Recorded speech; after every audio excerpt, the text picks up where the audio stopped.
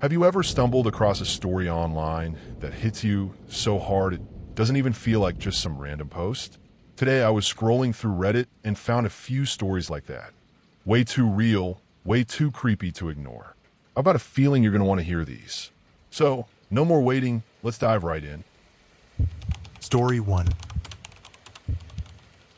I want to start this by giving a quick layout of my house. It's all one floor, 3 bedrooms, 2 baths. The front door opens into the first living room, and to the right is a small hallway that holds the guest bathroom as well as 2 bedrooms. One of them is mine. To the left is my parents' bedroom and the second living room right beside it. Across from that living room is the kitchen and the laundry room. We've been living here for quite some time now, and I've really come to like it.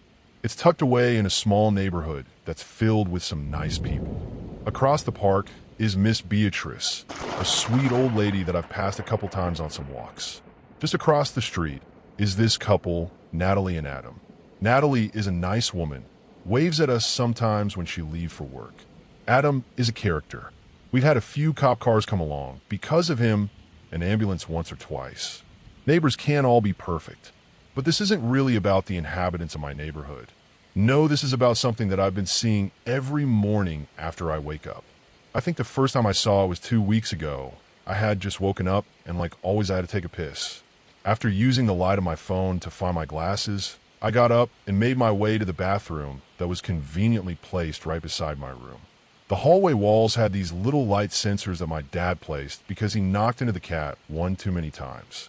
I could see them turn on every now and then whenever I was getting ready for bed, since our cat, who's called Hades by the way, likes to roam around the house when we're asleep. The lights flickered on once I stepped out of the bedroom, guiding me to the open bathroom door just a few steps away. The house was quiet aside from my mother's snores that echoed from their open bedroom door. They always kept it open for Hades since the litter box was in their bathroom, so like always I didn't give it much notice. I just went into the bathroom and did my business. I walked out after a few minutes only to stop in the doorway. I felt like I was being watched. Turning on the flashlight from my phone, I shined it into the living room just to see Hades perched on the carpet and staring into my soul. Hades' eye chuckled, lowering the light so it wasn't shining directly in his face. "You little bastard, it's 6 in the morning. Dad'll be up in like 20 minutes to feed you." He didn't really like that answer, giving a loud meow in return before running off and around the corner to the kitchen. I rolled my eyes while watching him go, giving my parents' room a glance before turning to head back to my bedroom. But I stopped. I had seen something. It had only been a quick glance, but I swore I had seen something resembling a face before I had turned around. It was white, not purely, but almost like old porcelain. It was right in the doorway of my parents' room, and I swore I could feel its eyes staring right into my back. I didn't know what to do. I just walked into my bedroom and shut the door because honestly, what the fuck could I do? After that, it had been at least 2 days since I'd seen it, and I was thinking about it every minute. What could it have been? A spirit, maybe? It wouldn't have been my first time seeing one of those. Maybe the 3rd or 4th time. A little gift I had picked up from my dad's side of the family. But even if it was, I had never seen a spirit like that before. Usually, they were pure black and almost shadowy. This one was white and seemed solid. Like it was a real person. I didn't tell my parents. They wouldn't have believed me anyway, they never do anymore. They would just humor me. Act like they believed every word I would say until I eventually stopped bringing it up. And if I didn't, well, they'd simply ignore me. Rinse and repeat. On the 5th day, I saw something again. It was at the other end of the living room, just like last time. It was still white, still standing, but looked different now. More like a dog, those ones with the really long snout, except this one was more elongated. I could only see the front half since the other end was around the corner in the kitchen. Its nose drooped heavily and hovered just above the ground. I could see it twitching like it was sniffing at the hardwood in front of the recliner. It looked at me. I looked back. I saw it move one paw forward and immediately bolted back into my room, making sure to lock the door behind me. I didn't even risk going to the bathroom. I just stood in the middle of the room and held it in until I could hear my parents moving around the house for their usual morning routine. The worst part wasn't even that it made the move to get closer. It was that it already was. A week had passed before I brought up the courage to go to the bathroom early in the morning. Luckily, I didn't see that weird creature when I went out into the hallway, so I just went right in and sat myself down on the toilet. I must have been in there for not even 3 minutes when I suddenly heard Hades meowing on the other end of the door. Yes, I know you're there, Hades. I'll be out in a few minutes. I got another loud meow in response, followed by his claws scraping lightly against the door. He would do this every couple of days when he wanted extra attention, and I didn't really mind it. I would just respond every couple of seconds to settle him down, or make a PSBSBS sound, which he really liked. There is a slight gap underneath the door due to the elevated piece of wood in the doorway. It was a weird transitional piece to cut off the flooring between the inner parts of the house and every separate room. Hades liked to stick his paws or even his nose through the gap in an attempt to really draw me out. Just normal cat things. He meowed one more time, a little high-pitched and drawn out, which I knew meant that he was getting tired of waiting. You're so impatient. I laughed, swiping at the mobile game on my phone as I listened to the familiar pat of his feet to indicate that he was walking away. Impatient indeed. I stood back up after maybe 10 minutes, knocking the lid of the toilet down before flushing it, then reaching for the sink's handle to wash my hands. But I stopped because right before I could wrap my hand around the glass, I heard a meow. But it wasn't Hades. It was deeper and more drawn out, like someone was mocking the way his voice sounded. But it wasn't mocking, it was imitating. Whatever was outside the bathroom meowed a second time, then a third. Each time it meowed, it seemed to grow higher in pitch and shorter in length. Almost like it was trying to perfect the way Hades sounded every morning when begging for food. Then came the scratching, the sniffing. It was trying to get through the gap. I hoisted myself onto the sink and pressed my back against the mirror as the sounds become louder. The doorknob twisted over and over in a desperate rattle. Long claws came from underneath the door to leave scratch marks on the inside. The sound made me want to vomit, bouncing off the walls of my mind like a disgusting fly trying to find its way out. The meowing continued, loud and deep, until it was practically screeching for me to come out. I covered my ears in an attempt to drown out the sound, but it was almost like a siren's song, getting lodged in my brain like a nasty tumor. And suddenly it stopped. At first, I thought that I'd gone deaf, and honestly, I welcomed the idea. Anything was better than having to listen to that monster try to get into the one place I felt safe in that moment. But no, it retracted from the door completely.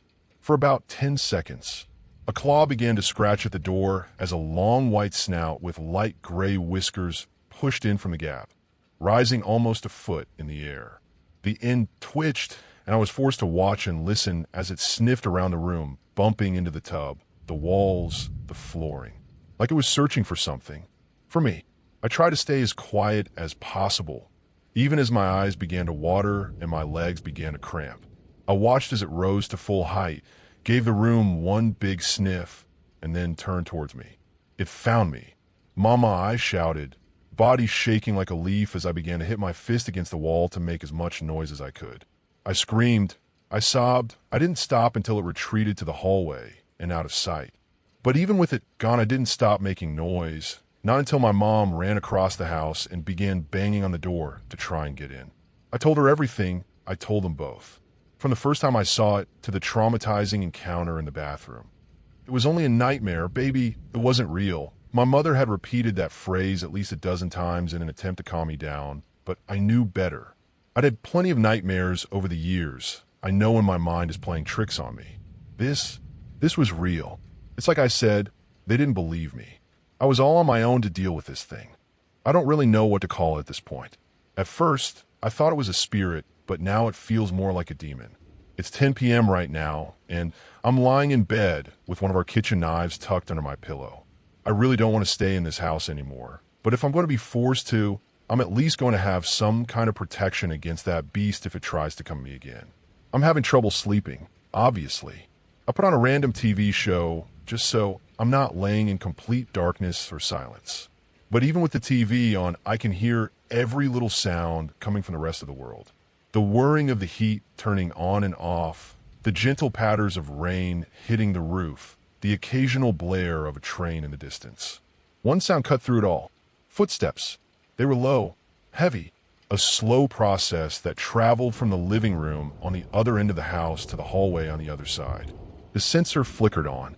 I can see shadows outside my door and hear Hades' soft meow come up from the other side. But Hades is in my bed, curled up at my feet.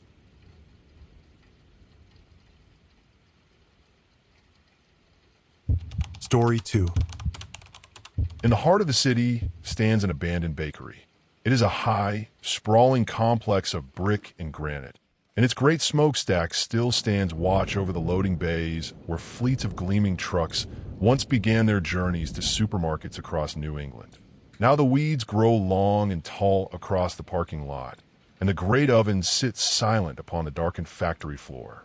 Only the former administrative wing shows signs of occasional life, having been refurbished as office space and rented out to small businesses whose clientele will not be intimidated by the great emptiness next door. Tonight, as the clock strikes 11, only one of these offices remains lit. The rear window, heavily frosted and recently installed, reveals only the vaguest of shadows to the outside world.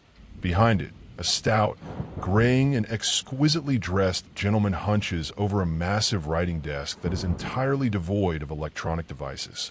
The only adornment is a single faded photograph of a dark-haired lady, standing before a trellis that bursts with flowers.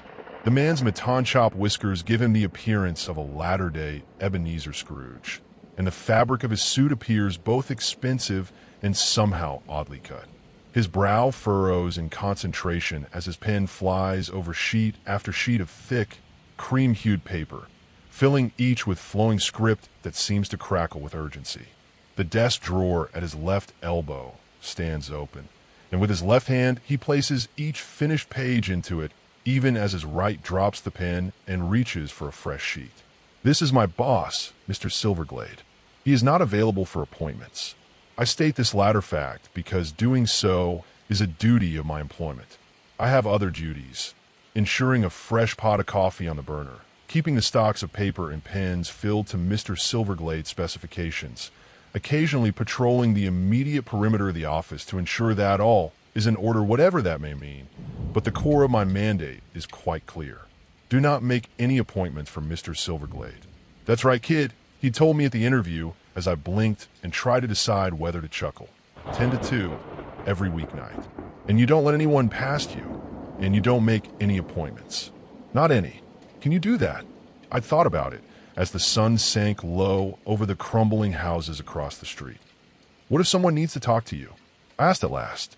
Mr. Silverglade smiled, and it did not reach his eyes. They don't.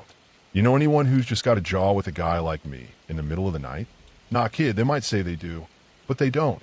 All you gotta do is send him away, so I can focus on my work. And how are you gonna do that? Say it for me, kid. I clear my throat. Mr. Silverglade is not available for appointments. Mr. Silverglade clapped me on the shoulder, and his smile seemed more genuine now. You'll do fine, kid. Welcome aboard. Now tonight I sit at my desk in the outer office and consider whether I truly need another cup of coffee. On my desk sits a half-finished project for one of my architectural classes, if nothing else. The job affords me ample leisure to focus on my schoolwork. Behind me, the door to Mr. Silverglade's office is shut as always. Warm golden light spills through the frosted window, and beyond, I see only the vague shadow of my employer bent over his desk. The door to the outside swings open. This is both unexpected and largely unprecedented. I have by now been in Mr. Silverglade's employment for almost 3 weeks, and our association has settled into a predictable routine. I arrive shortly before 10, put on a pot of coffee, and greet Mr. Silverglade as he bustles in and closes his office door gently behind him. For hours later, he emerges and hands me a crisp stack of bills as he bids me good night. In the interim, I am free to pursue whatever avenues of inquiry suggest themselves, so long as the coffee remains hot and the stationery stacked high. Our cozy arrangement has been interrupted only twice, once by a gentleman in a sleeveless shirt who wishes to ascertain whether this is Nasty Boy's joint, and a second time by a dark-haired beauty whom I recognize immediately from the photograph on Mr. Silverglade's desk. She offers a cheery wave and deposits on my desk a large plate covered in foil. Nathan, isn't it? So nice to meet you. I just swung by to drop this off, to welcome you to the firm, so to speak. She dimples when she smiles. I smile back. It is good to see a friendly face and to meet the elusive Mrs. Silverglade in person. She has changed little from her photo, and while younger than her husband, exudes something of the same Victorian spirit. I carefully peel back the foil to reveal a bountiful pile of home-baked muffins dotted with chocolate chips and strawberries. "From our house to yours," says Mrs. Silverglade. No, don't get up.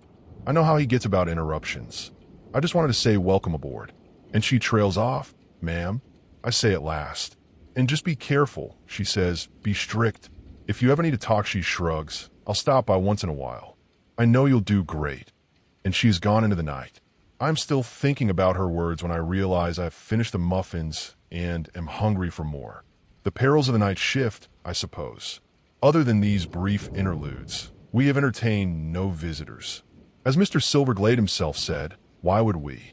Tonight, though, the door opens, and a man comes in from the dark. _____, he is tall, thin, gangly, so tall, in fact, that he has to bend his head slightly as he passes through the doorframe. He is clad in an olive-drab greatcoat and a battered brown hat, which he removes politely as he enters. His face somehow brings to mind both a scheming Roman senator and a plow horse well past its prime. He smiles at me with his mouth. "Mr. Silverglade," he says, pointing toward the inner office, and makes as if to step past me. I am still trying to adjust to this sudden break in my routine, but I do have the presence of mind to hold up a finger. Your name, sir?" He stops, shakes his head as if in self-admonition. "Of course. I am Deacon Keyhole. I serve at Mr. Silverglade's church in a pastoral, or perhaps an administrative, capacity. There is, I regret to say, a problem with the lights. If I may," he gestures to the inner office. To say that these remarks throw me off balance would be putting it mildly. Deacon Keyhole's watery blue eyes are fixed on mine, and they belie his friendly smile. I look away, busy myself with the papers on my desk. "I am very sorry, sir," I say to one of them. "Mr. Silverglade is not available for appointments." Deacon Keyhole does not answer. And when the silence stretches too long and I look up, the office is empty. I am seized with alarm. The outer door remains closed. Deacon Keyhole must have taken advantage of my preoccupation to sneak past me into Mr. Silverglade's office. My employer will doubtless be displeased, and I will lose a job which has provided me with both quiet study time and a growing bank balance. I lurch from my chair and rip open the inner door to Mr. Silverglade's sanctum, a hasty apology already forming on my lips. Mr. Silverglade is at his desk, writing undisturbed. He looks up with mild concern. "Everything all right, kid?" I blink, staring at each corner of the room in turn. "I had Deacon Keyhole, Mr." Silverglade relaxes and nods, as if in perfect understanding. "You did great, kid. It's like I said, no one needs to be in here." I look back into the outer office, expecting to surprise Deacon Keyhole hiding behind a flower pot or filing cabinet. But he's still, "Where'd he go?" And I tell Mr. Silverglade, albeit with much stammering and head-scratching, about the visitor. Mr. Silverglade looks me straight in the eye, man to man. "He's gone, kid. You don't need to worry about him. He won't be back." He sighs and picks up his pen. "Just be ready for the next one." I pause with my hand on the door handle. Does he really go to your church?" "That guy and church don't mix," says Mr. Silverglade. "Keep up the good work, kid." And he bends over his writing paper. _____, I am left with several questions. I do not, for the time being, trouble Mr. Silverglade with them when he emerges from his office and hands me my nightly packet. For instance, I do not ask why he employs me to turn away visitors instead of simply locking the door to keep them out. Perhaps I do not truly want to know the answer. And I am, of course, back at my station the following night. I do not pretend to understand all the dynamics at play, but I do not need to. My part is simple. Make coffee, refuse appointments. At the rates Mr. Silverglade is paying, I can do this with pleasure. Nothing happens that night or the next. I do take Mr. Silverglade's admonition to patrol the perimeter somewhat more seriously, and at least once an hour I step forth into the dark and pace the cracked sidewalk in front of the office. But the tranquility of the night is unbroken. There is no sound but my footsteps and the wind through the tall grasses. On Friday, Mr. Silverglade calls me into his office. He takes a sheaf of finished papers from his desk drawer and begins to place them into a large manila envelope. "Something a bit different tonight, kid," he says, then curses as one of the sheets goes astray and flutters to the desk in front of me. I pick it up and hold it out to him, making an active effort to avoid reading what is written upon it. To do so would seem a violation of Mr. Silverglade's privacy, at a minimum. However, my eye cannot help but catch a fragment or two as he thanks me and returns it to the stack. Legionnaire's daughter and the Duchess are especially dangerous. Guardian can be neutralized only by use to open directly to the orangery. But on my most recent visit, Mr. Silverglade seals the envelope and slides it across the desk to me. "You're going to take this to a guy named Saul. Good guy, friend of mine. Don't give it to anyone else. Here's the address." He scribbles a few lines on an index card. "You shouldn't be bothered. But if you are, meet me here." He scribbles on another card and passes it to me along with my night's salary. The stack of bills seems slightly thicker than usual. "You can head home when it's done. See you Monday, and keep those cards. We do this every week from here on out." I stand and put the cards in my wallet. "Yes, sir." "How will I know Saul?" "He's going to ask you if you like steak. You're going to say, 'Only if it's cooked right.'" He grabs his coat and hat from the coat rack. "Don't write that one down. It's going to change every time." I think of asking why it will be necessary to use a passphrase once I know what Saul looks like. Instead, I nod and ask, "Leaving early tonight, sir?" He shrugs. "You'll be gone. Someone might come in." I follow him out into the night, and though the breeze is warm, I feel a chill. The delivery goes without incident. Saul, a quiet man with a firm handshake, meets me in an empty function room beneath a busy downtown hotel. He asks after my health and slips the envelope into a secure briefcase. And within 15 minutes, I am safely home. On Monday, the fire alarm goes off. It is just before midnight. I have settled in with my schoolwork and a large coffee, iced in deference to the late spring heat. Suddenly, there are footsteps pounding down the stairs from the upper level, a sharp and jarring smell of smoke and the wail of a klaxon piercing the air as a fully clad firefighter emerges into the office. He is a middle-aged man, red-faced and winded, with a long, dark mustache and an air of brisk competence frayed by great pressure. His eyes bulge when he sees me. "Buddy, is there anyone else still in here?" He clicks a shoulder radio, speaks into it. "Control, Suite 7 is not clear. I repeat, not clear. I need additional hoses over here." Now his alarm is infectious. I glance over at the door to Mr. Silverglade's office, but it is, as ever, a vague shadow bent over a desk. I rise from my chair and the firefighter is there, standing at my shoulder, urging me toward the door. "This place is going up, buddy," he shouts over the alarm. "Get out there and get across the street. You ain't got much time. Sprinklers ain't even working right. Go, I gulp, look around the office. My boss, the firefighter, glares at Mr. Silverglade's office, shakes his head. "You gotta be deaf or something?" Something tickles at the back of my mind. I'll get him, I shout. "You go on. We're right behind you." He shakes his head. "No time, buddy. You gotta go now." He in there. He points at Mr. Silverglade's office, steps away from me and toward the inner door. But he does not open it. I stand there in the smell of smoke, with the alarm klaxon drilling into my brain. I try to think. I take a deep breath and look the firefighter straight in the eyes. "Mr. Silverglade," I say, "is not available for appointments." The alarm stops. The air is clear of smoke, and a smile begins to spread across the firefighter's face. He places both of his rubber-gloved hands on my desk and leans in close. "Do you want to see," he asks, "what my eyes really look like?" I do not, and before I know it, I have stumbled away from him and out the front door. In the parking lot, all is quiet. There are no alarms, no smoke, and no fire trucks, of course. Why would there be? My battered Dodge Charger awaits nearby. I fumble in my pocket for the keys, still staggering backwards, expecting the firefighter to emerge any moment and to show me his eyes. But he does not know one does. And as my hand finds the keys, I realize Mr. Silverglade is still in his office. With the firefighter, I stop, breathing hard, and I force my body to walk back to the office. The door hangs open. I grip the frame hard with both hands and peer inside. The outer office is empty, and Mr. Silverglade's door is still shut. Through the frosted window, his shadow writes on. I collapse into my desk chair and begin to shake. I do not know how long I would have remained that way if left to myself, and in any case, I am eventually roused by a soft voice at the door. Nathan?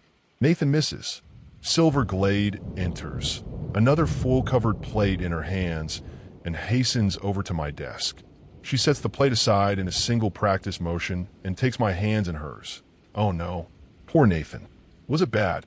I'm still breathing hard, but her presence is calming. I tell her as best I can about the firefighter. I don't know who are these people, ma'am, and what do they want with your husband? Her eyes and voice are hard. I don't know. Not exactly. But I know that for 2 pins I'd march in there and tell him exactly what I think of him putting a young man like you in a position like this. Better save it for breakfast, I suppose. She stands. If you want to quit, Nathan, no one could ever blame you. I'll see to it that you get some money to send you on your way. Just say the word. But I stand and I meet her eyes. No, ma'am. Mr. Silverglade's been good to me, and it's the right job. I won't let them chase me off. She presses her lips together. Very well. I think I'd better start coming by every night. Just to check, she stops at the door and turns. Be well, Nathan. And remember, you don't have to do this. Yes, ma'am, I say. But she's already gone. Underscore for the next evening. There is a detour of water main has burst, it seems, beneath one of the city's busiest streets. Traffic is routed several blocks to the west, and I decide to walk. I park the Charger in front of a neon-lit Mexican restaurant, and a man steps out from beneath the awning. Nathan, he says. Nathan T. I spin around. The man is tall, thin, well-dressed. He holds both hands up in a gesture of peace. In one of them is a leather billfold with an ID inside. He offers this to me with a smile. I'm glad I caught you. I was going to come to your apartment, but this is better. Name's Phil. I'm a private eye. I glance at the ID. It is indeed a private investigator's license, with Phil's full name and photograph. I nod, and it disappears into his pocket. Let's take a walk, he says. I carry on toward the bakery, and Phil makes no objection. I'll be brief, he says. I know you gotta work. Let's start with what we both know. He holds up a hand and starts ticking off fingers as he speaks. You're a private secretary to a guy named Silverglade. Been in the job about a month. Every night he writes, and last week he had you take what he's written and deliver it to someone. He clears his throat. Now, this part we ain't too sure about, but we think the contact is a Saul P. And we think you don't know exactly what it is you've been turning over to him. No comment, I say. Do I need to call my lawyer or something? Phil chuckles. I ain't the police, son. I got a boss just like you. Difference is, my boss didn't tell me to do a bunch of stuff that's going to get me in trouble. I shake my head. Trouble? You mean Mr. Silverglade's in a mafia? Or something? I don't buy it. I glare at Phil, and he's not available for appointments. Either. Phil holds up both hands. I ain't asking for an appointment, son. I know how he is about that. And I know telling you to get me in there ain't gonna buy me much. He sighs. No, he ain't mafia. We actually think this guy Saul is working for the Chinese Communist Party. And that Silverglade's selling stuff to him. Stuff that belongs to my employer. I shrugged. So call the police. Or the FBI. Or Phil cuts me off. You seen anything weird, son? At Silverglade's, I press my lips together and walk faster. The bakery is 3 blocks away. Sure you have. I see it in your face. He matches my speed, his face hard and focused. You ever wonder where Silverglade works during the day? Well, I'm not going to name names, but you know the place. A lot of the things they work on, a communist spy would pay plenty for. And one of them is a gas to give enemy soldiers violent hallucinations. You feel me, son? And I do. I do not want to, but I do. Phil sees this in my face, too. That's right. Just a thing to confuse the bad guys before we attack. Or convince an innocent kid to trust a thief. He glances around. We're almost there now, and I can't be seen. But I want you to take this. He shoves something into my pocket, a business card. I see briefly before it disappears. When you make your delivery on Friday, you call me. I'll have a team ready. We'll steam that envelope open, real careful, and we'll copy what's inside. If I'm wrong, no harm, no foul. If I'm right, we're going to find out just exactly what the boys in Beijing have been paying Mr. Silverglade for. He stops and holds up a finger. We are close to the bakery now. It is clear he will come no further. Why do you do it? 2 reasons, son. First, we'll pay you for your trouble, but I don't think that's what matters to you. What matters to you is doing the right thing. Your boss tried to make you a patsy so he could sell military secrets to communists. You okay with that? No, you aren't. So you're going to do the right thing. Your boss goes away. My employers are happy. Our soldiers are safe. He taps me on the chest. Friday. You hang on to that card. You call me. He turns and is gone into the gathering dusk. Underscore Friday arrives, and I am not ready. A powerful thunderstorm grips the city, and I awake with a pounding headache that dogs me throughout the afternoon. Even migraine pills and strong black coffee only dull the discomfort. I arrive at the bakery bleary-eyed and unsure of myself. Mr. Silverglade, for his part, seems troubled as well. As he walks through the door, lightning cracks overhead, and he whirls with his silver-tipped cane gripped tightly in both hands. The thunder rolls away, and he sighs and relaxes. The smile he gives me as he makes his way to the inner office seems more forced than usual. I pray, as I fumble with the coffee pot, that Mrs. Silverglade will appear, that I will find a way to confide in her and seek her advice without directly accusing her husband of being a traitor to the Republic. But she does not, and soon enough Mr. Silverglade's door opens and he calls me in. "Delivery day, kid," he says, stuffing papers into a new manila envelope and sealing it tight. Just as well, really. "Looks like you're not feeling it today, and I don't blame you. Go home after this and get some sleep." He hands me the envelope and my salary, but does not go to the rack for his hat and coat. So I was going to ask if you played baseball last week. You're going to tell him, yeah, but the game got rained out. "Good luck, kid." I nod, still unsure. "Yes, sir." "Are you coming?" Despite my misgivings, the thought of him alone in the office fills me with disquiet. He shakes his head. "Not just yet. Something I got to take care of first." He gives me the best grin he can, and I appreciate the effort. "Don't worry about me, kid. I've been doing this a long time. Someone shows up, I'll send him home myself." I smile back and wonder if this can all truly be a cynical ploy by a thief who has subjected me to military-grade hallucinogens. I wonder, and in response, I ask myself for the 100th time, what is the alternative? And I still do not know. I drive halfway to the hotel, then pull the Charger over to the side of the road and park. I put my head on the steering wheel and I breathe. Eventually, I take Phil's business card out of my pocket and I call the number. Less than 10 minutes later, a dark gray work van screeches to a stop in front of me. On its side are emblazoned the name of a dry cleaning company and a picture of a cheerful rooster holding up a pair of bloomers. The rear doors burst open and Phil gestures furiously from within.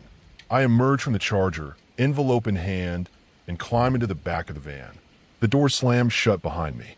3 other operators are here as well, all sharply dressed, all bending over screens or other specialized equipment. One pushes a metal cart carrying a small copier into position, and Phil takes the envelope from my hand and places it flat on the top. He nods at me. "Thanks for calling, son. I know it wasn't easy, but you're doing the right thing." As he talks, he runs a small pen-like device over the seal of the envelope. Steam issues forth, and in short order Phil is opening the flap and drawing out Mr. Silverglade's carefully written sheets. Phil rifles through them, whistles in satisfaction. "Oh yeah, this is the stuff all right, son. You did real good." It is dim in the van, and Phil is moving the papers around as he speaks, but I try as best I can to catch a glimpse of what is written upon them. If the pages are truly full of military secrets, I wish to see this with my own eyes, and thus convince myself that I have done right. As before, though, I can see only fragments. Crystal-capped skyscraper just north of the former city center. There are always beauties in the lighthouse. There are always shadows in the corners. Underwater facility, former Imperial Skyway. Sunken Mektunimoth. I can make no sense of it. And, despite my best efforts, I am not comforted. Phil perceives this, perhaps, for he claps me on the shoulder as his compatriot runs the sheets through the copier and returns them to the envelope. "It's all right, son," he says. "It's all right. The hard part is over. Here." He takes from his pocket a fat roll of bills, presses them into my hand. For your trouble. That's as much as Silverglade will have paid you in 6 months. And you can keep what he gave you. The other operator has finished resealing the envelope, and Phil takes it from him and returns it to me. Hold up 1 second, he says, and makes a call on his smartphone. Special agent? It's Philly got it all. I mean a full deck. The boys are transmitting now, yeah. Yeah, I'll ask him. Okay, he looks at me. Is Silverglade still at his office? I gulp. I think so. He said he was staying I don't know how long, though. Phil nods crisply. Think you can keep him there for another 30 minutes? The special agent is talking to the judge now. As soon as he's got the warrant in hand, they're moving in. He sighs and looks off into the distance. I'm afraid your boss is going away for a long time, son. This stuff, he shakes his head, looks at his watch. It goes down at midnight. If you can hold him there, tell him there was a problem with the pickup. Tell him I grip the envelope tighter and try to stand straight. I'll tell him Saul didn't say the passphrase. Phil clasps my shoulder again. Good. That's good, son. Thank you for everything. He opens the van doors. Get going. I'll see you after. I run back to the Charger, start the engine, peel out into the street. It's 10 minutes back to the bakery. I flip a quick U-turn across the center line. Ignore the outraged honking.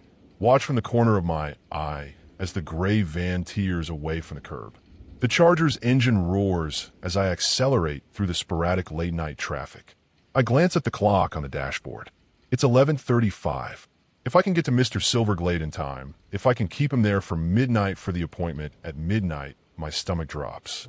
I slam on the brakes, coming to a complete stop in the middle of the still busy thoroughfare. A car whips around the Charger, roars past with the blast of horn, and as I sit, the full horror settles over me. I realize at long last, and surely very belatedly, what I have done. I have made an appointment for Mr. Silverglade, one that now takes place in less than 23 minutes. My hands shake, and I will them to stop. There is still time. I can still fix this. I must fix this, I say out loud. And I know it is true. I put the hammer down, and the Charger leaps forward into the driving rain.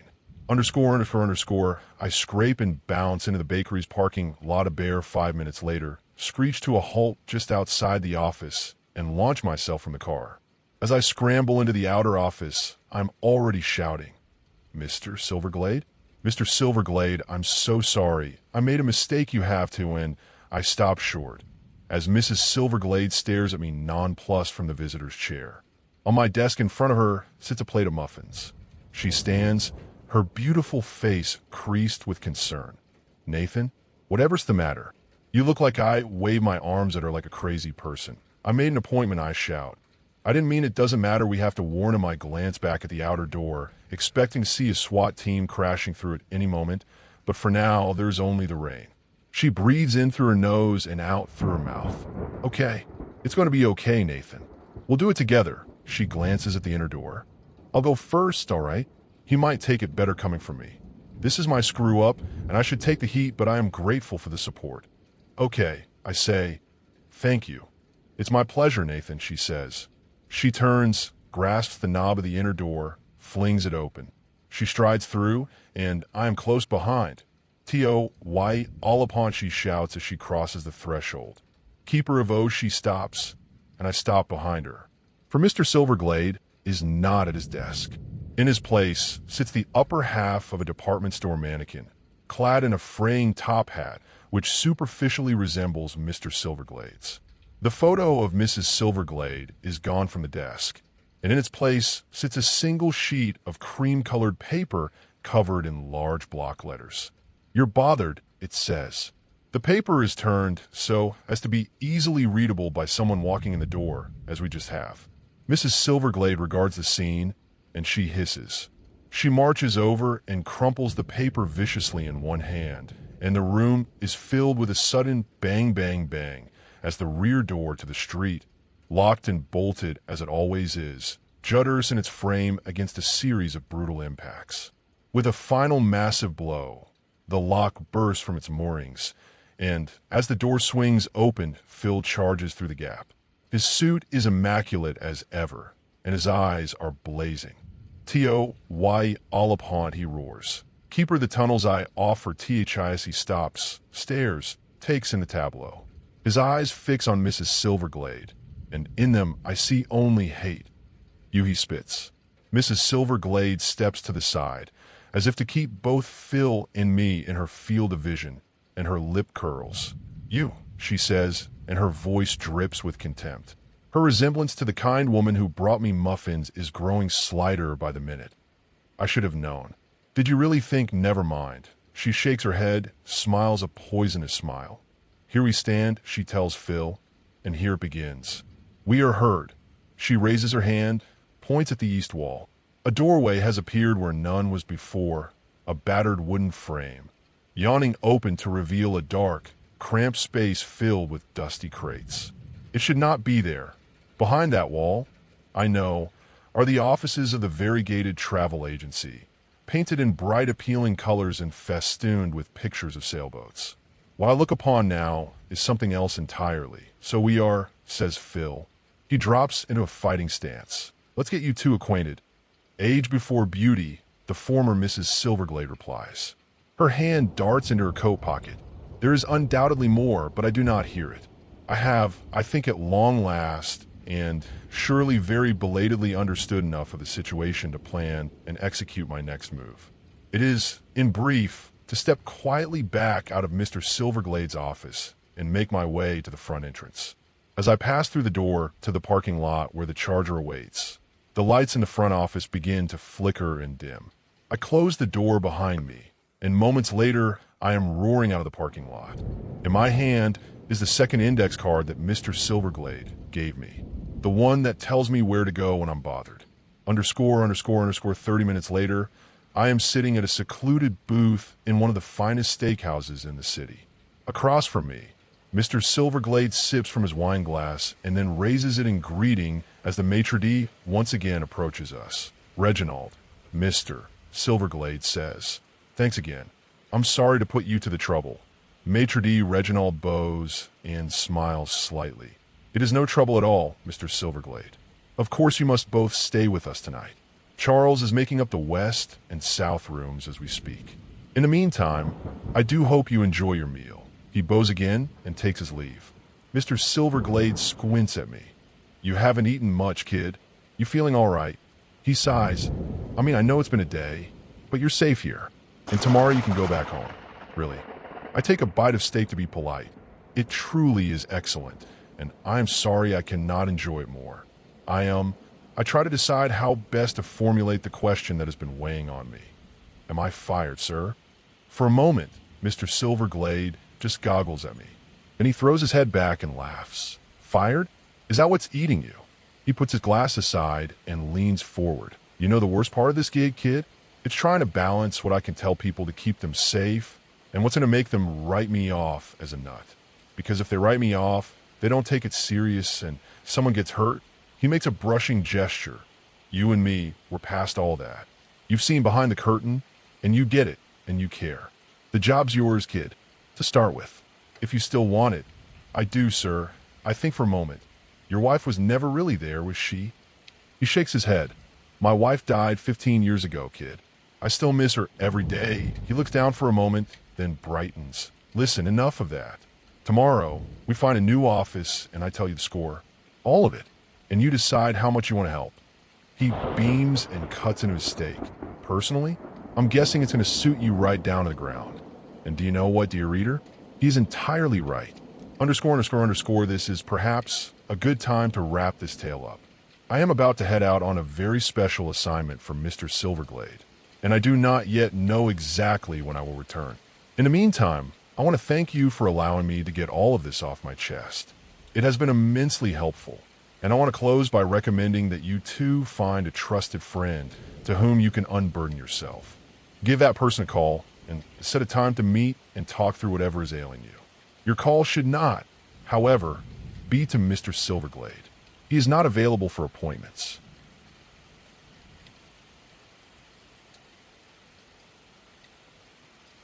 That's it for today's creepy Reddit tales. Before we go, I just want to say a quick thanks to all of you for watching, liking, and sticking around. You guys keep this channel going, and I'll be back soon with more stories that'll make your skin crawl. Drop a comment if you've got your own spooky tale to share, and I'll see you in the next one.